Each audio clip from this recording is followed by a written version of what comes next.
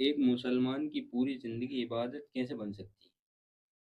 वही देखिए, वमा खलक़्तुल जिन्ना वल इंसा इल्ला लियअबुदून। जी, अल्लाह ताला ने तो इबादत के लिए पैदा किया है। जी, अब अगर हम ये कहें कि यार मैं हर लम्हा इबादत ही करता रहूँगा तो जी, बीवी-बच्चों को कौन खिलाएगा? जी, रोज़ी-रोटी कहाँ से आएगी? जी, और इसको तो शरीयत भी मना करती है कि और हमारे यहाँ इसीलिए रहबानियत को मना किया गया है जी, जी, कि एक बंदा बिल्कुल सब छोड़-छाड़ के बीवी-बच्चे, शादीशुदा, बल्कि हमारे यहाँ तो तरगीब दी गई है जी, कि आपके बीवी-बच्चे भी होंगे, आपकी इज़दिवाजी ज़िंदगी भी जी, होगी, आपकी माशरती ज़िंदगी भी जी, होगी, आपके पहलू-ब-पहलू जो लोग रह रहे हैं, जी, उनके साथ मुआशरत कैसी है, वो भी जी, ज़िंदगी होगी आपकी। और अल्लाह के रसूल ने और सहाबा-ए-किराम ने ये बिल्कुल बाज़ाब्ता नमूने के तौर पे हमें करके दिखा दिया, जी, है ना? अल्लाह के रसूल के की शादियाँ हुई, जी, बच्चे हुए, जी, मुआशरत थी, जी, सियासत थी, अखलाकियात थी, जी, मामलात थे, जी, लोगों के साथ कौन-सी चीज़ नहीं थी? जी, अल्लाह के रसूल ने मतलब एक एक उसवा-ए हसना हमारे सामने पेश कर दिया जी, और मॉडल पेश कर दिया, एक जी, मॉड्यूल पूरा का पूरा जी, पेश कर दिया कि भई इस जी, तरीके से आप ज़िंदगी गुज़ार सकते हो।